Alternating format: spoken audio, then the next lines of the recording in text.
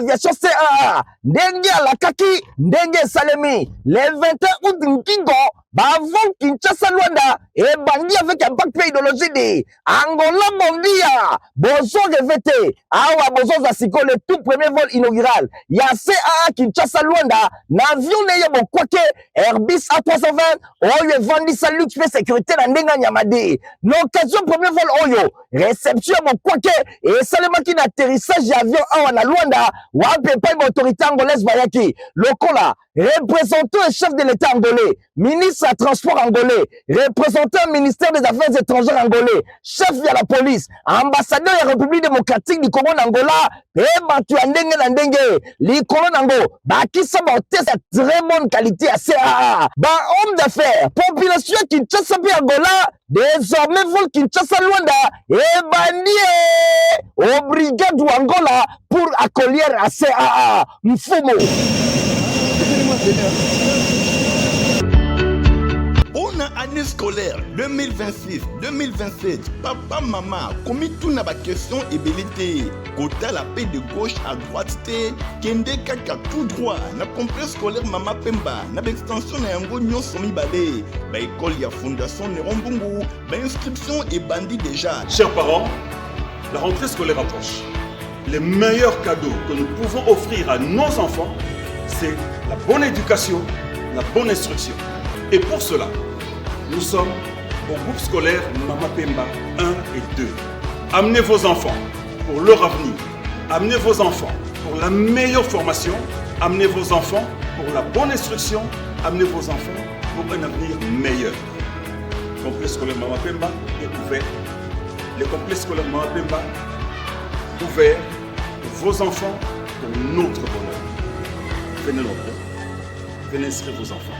Lundi alam na bino nyonso bosepela kolanda info lingala journal après pour na peuple mbote na bino nyonso to fongoli yango na ngama présidence pona kotesa ndenge chef de l'état Félix Antoine Tshisekedi Tshilombo ayambaki weekend eleki ambassadrice ya Belgique na RDC madame Rosanne ensemble ba évoquer qui partenariat stratégique entre groupe belge Imicorp société Ternil ya Lubumbashi pe ba évaluer qui coopération militaire oyo ezali ko inclure formation la 31e brigade la réaction rapide na Kindu pe soutien médical na camp Kokoloto pour suivre basango na biso pour l'hôtel Sabino ndenge honorable Aimé Boju Sangara président ya assemblée nationale à Solo la ki weekend et le kina chargé des affaires ya ambassade ya ba États-Unis na République démocratique du Congo va déter le ngona héritier Mapini Mperitski.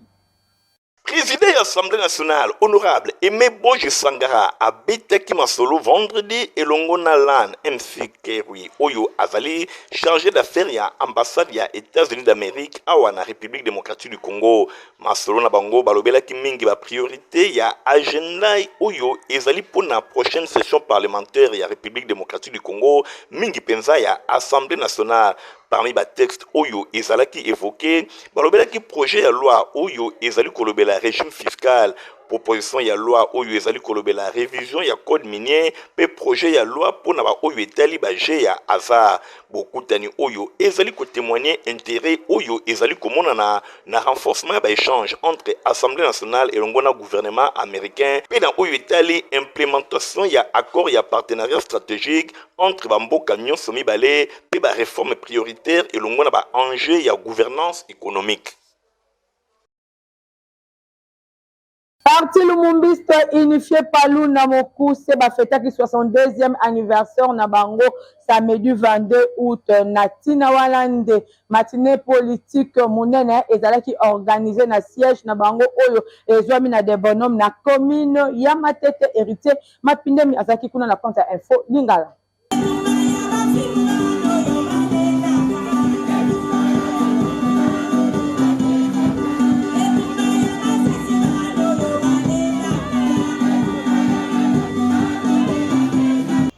Mumbiste unifié, Palou Namokuse, le plus vieux parti politique encore en exercice de la République démocratique du Congo, a fêté que 62e anniversaire naïe samedi 22 août 2026 dans siège na bango oyo ezwami na quartier de bonhomme na commune ya Matete. Ambiance ezalaki vraiment totale lokola momesano.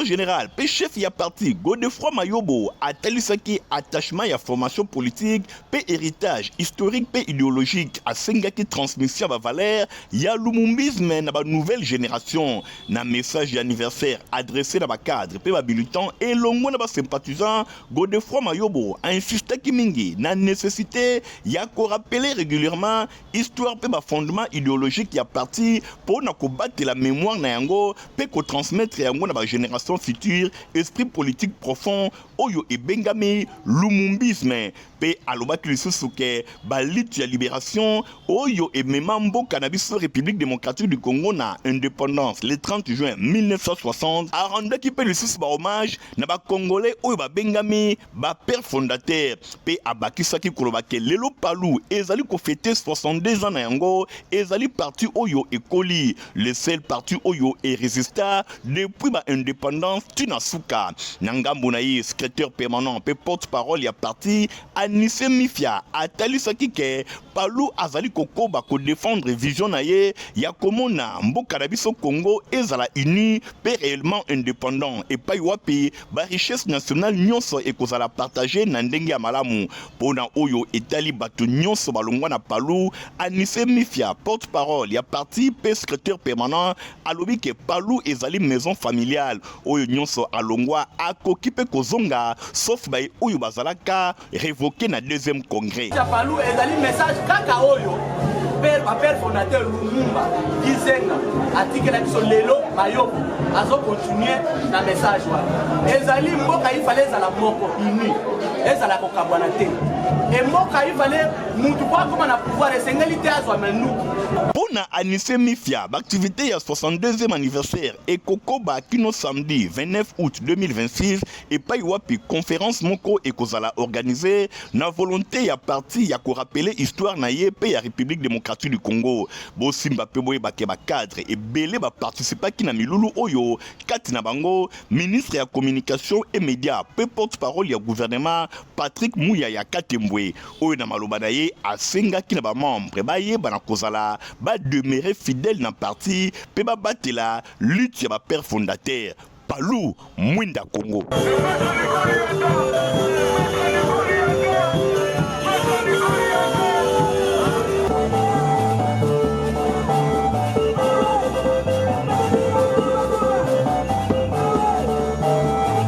Union des démocrates congolais IDC na mokuse pe bango ba organiser ki matinée politique week-end ele ki na espace ML kuna na commune ya Limete epai wapi balobela ki dialogue na likambo etali bongo constitution bolanda président national na bango Jolino Kasanga na micro ya Francis Kanta Lokoka.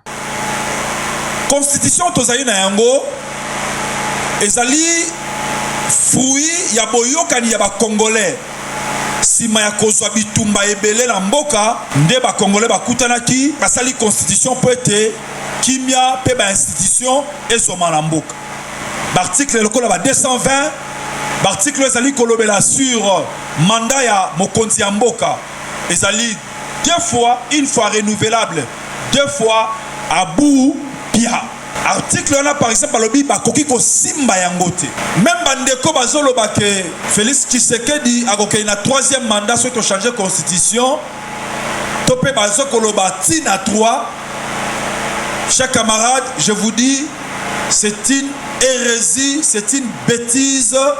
Ce qui changement de constitution salami, le président actuel a se présenter le candidat à l'élection na batu nyonso oyo balingi ko se présenter ngai pe na ko se présenter le candidat président Joseph Kabila soki ba lever ba sanction na ye akoki ko se présenter le candidat Kasavu Busoka Sekui akoki ko se présenter le candidat Lumumba Pesoka Lamuki akoki ko se présenter le candidat ainsi de suite. Yebisi bango boy kosolola eza mabete mais kosolola oyo biso tolingi ba congolais nyoso ba se retrouver ba congolais nyoso toloba liloba moko totala na miso potoloba na songolo yo songolo pona nini ozali kosala makambo oyo ezali kobebisa mboka yo pakala pona nini ozali ko boma bandeko na biso soki réellement ozali ndeko na biso yo pe kingani pona nini ozali ko sala makambu oyo ezali ko sala ke mboka na biso e avancer te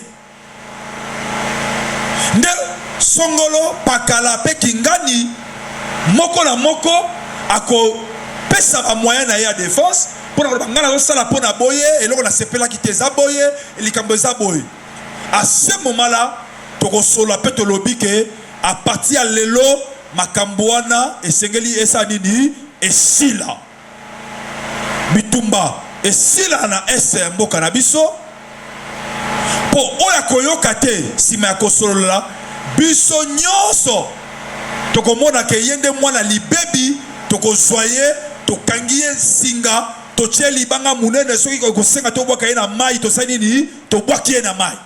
Synergie de syndicats des enseignants du Congo bazalaki na assemblée générale samedi 22 août kuna na centre Bondeko na commune ya Limete. Nathalie Kaila Igor Tingi badetaye basanganaki na assemblée générale samedi 22 août 2026 pour na koyiba ba recommandation ya enseignants. Synergie des syndicats des enseignants en République démocratique du Congo katina yango Sinecat, CCT, Siadec, Cofevid, Siepco peba représentants syndicaux ya Congo central Kwilu.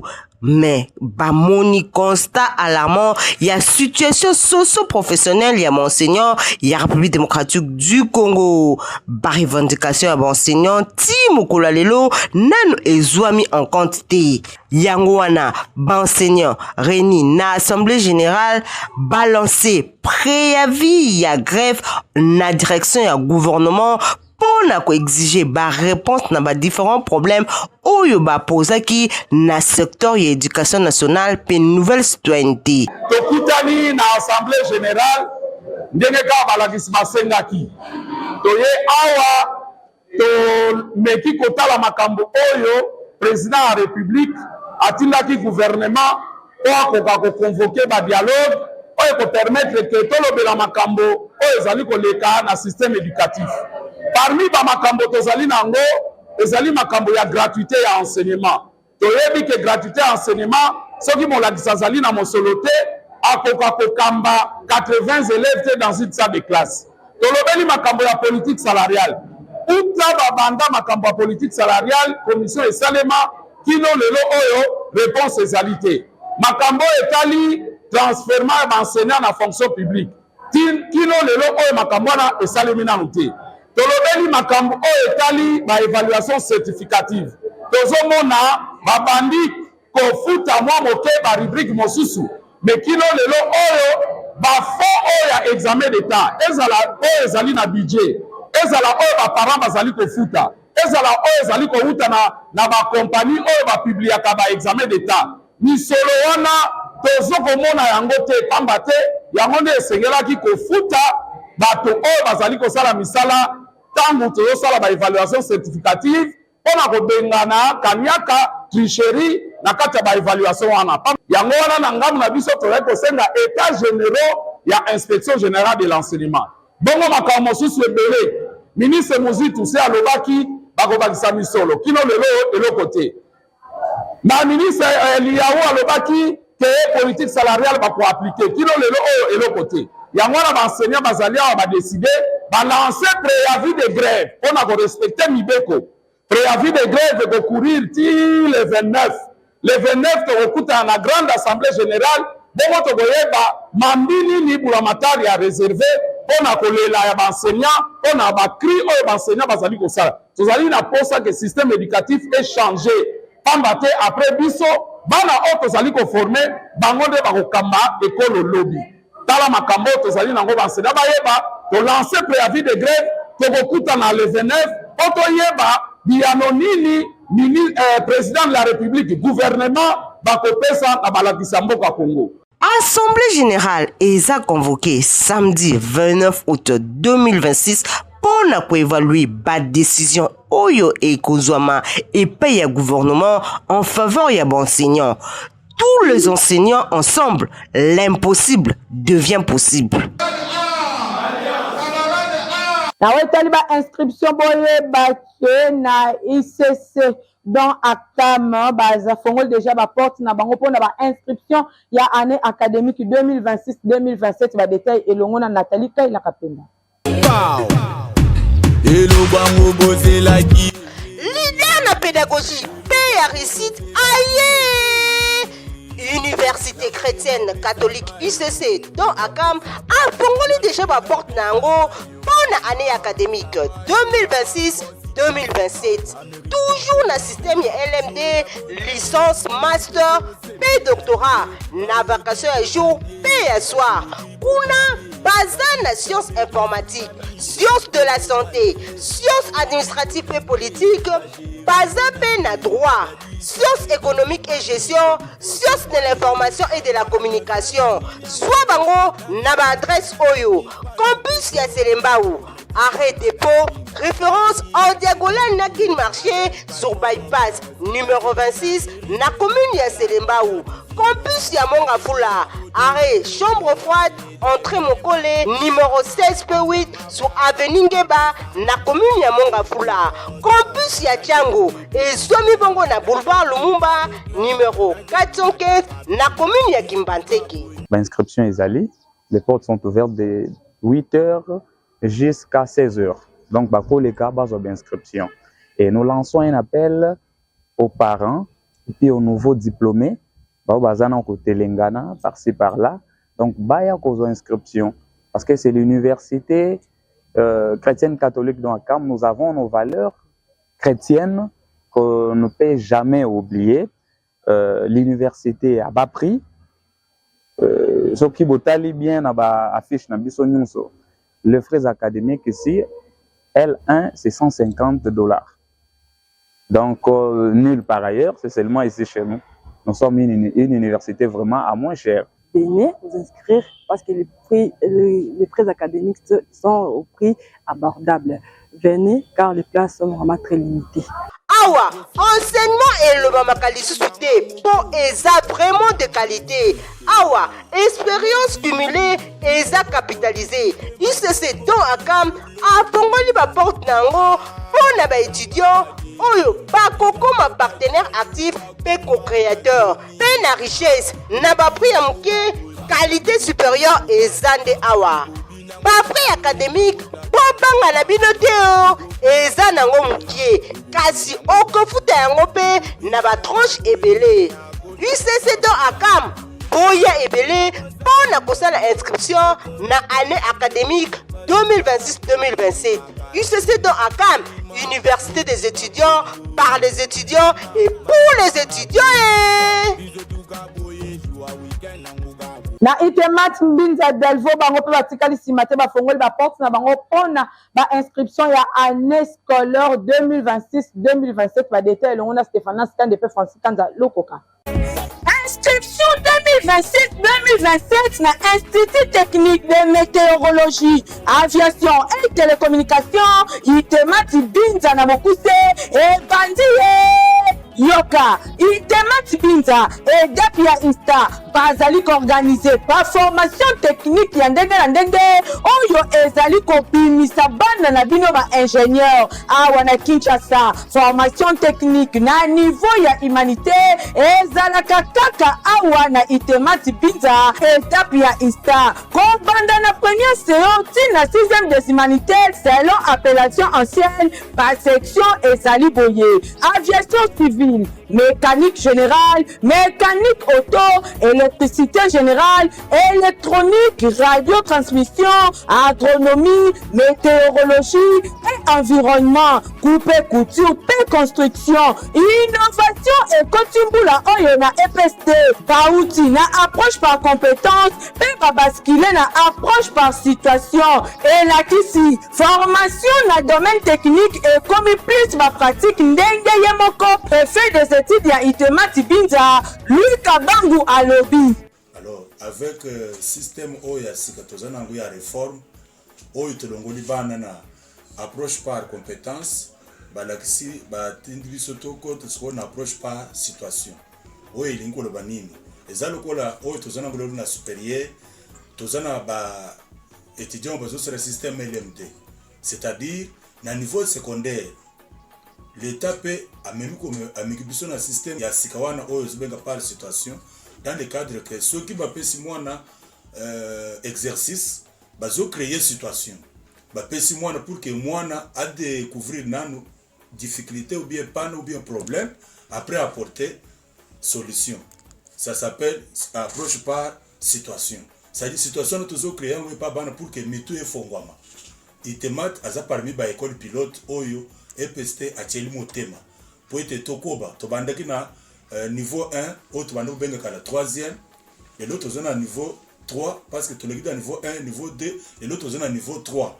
Dès que tu communes à niveau 4, bah, c'est l'examen d'état, bah, du diplôme. Mais avant même moi, comme un examen d'état, il est capable, il y a que ça l'entreprise, atelier, garage, laboratoire, à partir de la méthode, on a les réformes, qui toquent, oyo, ce qu'on a dans la vie province à Kinshasa.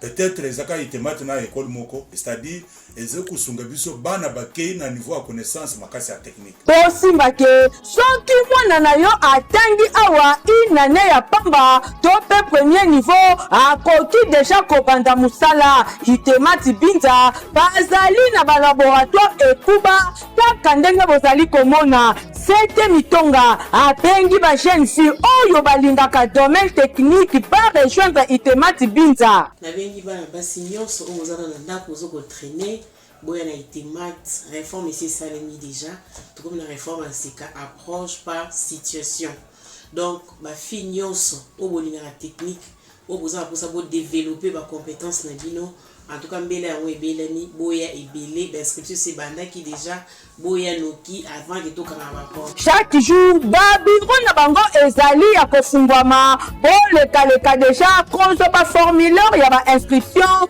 pour ba place ezali très limité itemat kuta yango na avenue Mété7 numéro 1 quartier Congo na commune ya Ngalema référence entre météo kuna na Delfo. Et ça est marqué déjà mon collègue vendredi 21 août pour la compagnie africaine d'aviation CAA na mokuse au balance qui ba vol na bango direct ya Kinshasa Luanda ba détail on a Michael Busto. Compagnie africaine d'aviation CAA ndenge alakaki ndenge salemi le 21 août Nkingo bavon Kinshasa Luanda et bandi avec un bac idéologie de Angola Mondia bozo revete awa bozo za siko le tout premier vol inaugural ya CAA Kinshasa Luanda n'avion neye bokwake Airbus A320 oyo vandi sa luxe pe sécurité na ndenga nyamade l'occasion premier vol oyo réception bokwake et seulement qui n'atterrissage avion awa na Luanda wape pa autorité angolaise bayaki lokola représentant et chef de l'état angolais ministre des transports angolais représentant ministère des affaires étrangères angolais chef de la police ambassadeur de la République démocratique du Congo Angola et batu ndenge na ndenge likolo nango bakisa bote sa très bonne qualité à CAA ba homme d'affaires population Kinshasa pe Angola désormais vol Kinshasa Luanda et bandie au brigade Angola pour accueillir à CAA Mfumo. La collège prof Aouka bango pe batikali simateur a fongola ki déjà ba porte na bango pona ba inscription na ba extension na bango nyonso ya Bumbu ya Makala pe ya plateau de bateke kuna na commune ya Maluku na oyo etali bongo année scolaire 2026-2027 ba détail na héritier Mapindeni.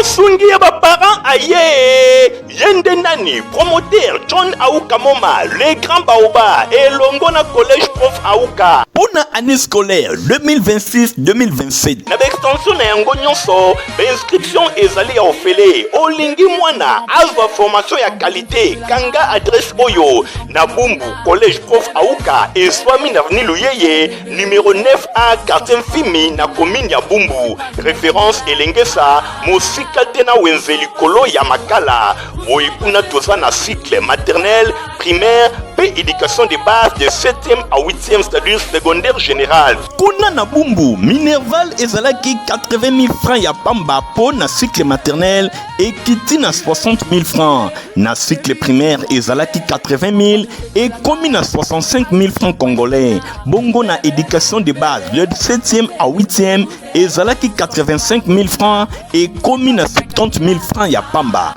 Na avenue Kolo numéro 36 na quartier Mikasi na commune ya Makala entre direction des Amoureux et Longo na Souci. Kuna pe toza na maternelle, primaire, pe secondaire, topé éducation de base. Kuna na oyo ezwami na avenue Kolo numéro 36 ezalaki bongo 80 000 francs ya pamba pour na cycle maternel et kiti makasi ti na 55 000 francs. Na primaire ezalaki 80 000 francs et commune à 60 000 francs. Éducation de base de 7e à 8e, c'est-à-dire secondaire général, ezalaki 85 000 francs et kiti na 65 000 francs. Yoka bien, John Aouka Moma ayeli ba parents ba innovation ya ndenge na ndenge kasi na enseignement ya qualité. Enseignement elongwe na yango lix. Mama atekaka matembele, papa atekaka ngadiadia, mwana akotanga kitoko. Cadeau signé John Aouka Moma, le grand baoba, mosungi ya ba parents. Baotanga bien,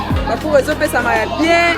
Son atali pe bakaye même exercice, na zomo na pesa ça va vraiment. Malgré minava les ana sene ba face, pe biso polo ba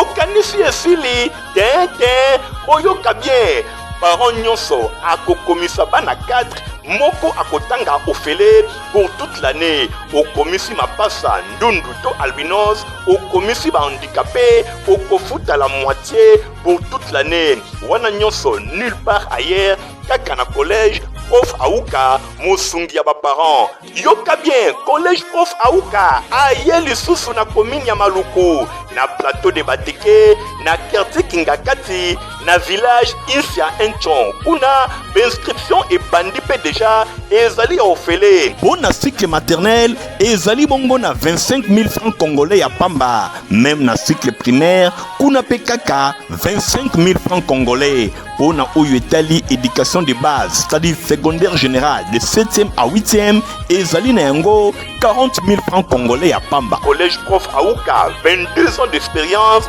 na service ya kosunga ba parents ona encadrement ya bana. Collège Prof Aouka nde champion. Collège Prof Aouka ne tombera jamais. Collège Prof Aouka, c'est la qualité qui fait la différence. Ba inscription esipe ebandaki na ba complexe scolaire Mama Pemba 1PD ba deta elongo na Ritski Ndupe héritier Mapinde. Dear parents, this is my school Mama Pemba 2. Dear parents, Mama Pemba 2 school complex officially announces the registration for the 2026-2027 academic year. Chers parents, le complexe scolaire Mama Pemba 2 lance officiellement les inscriptions pour l'année 2026-2027. We are enrolled students in following session. Nous inscrivons pour les sections et options ci-après. Kindergarten, la maternelle, primary, primaire, basic education, éducation de base, Latin philosophie, latin philo, science general pédagogie, science pédagogie générale, commercial and management, commercial et gestion, cantine et Saint-Louis, coupe et couture, electricity and construction, électricité et construction. Dear parents, chers parents, for better education and proper supervision of your children, pour une meilleure éducation et instruction de vos enfants, please send your children to Mama Pemba 2 school complex. S'il vous plaît, envoyez vos enfants au complexe scolaire Mama Pemba 2. You will not be disappointed. Vous ne serez jamais déçus.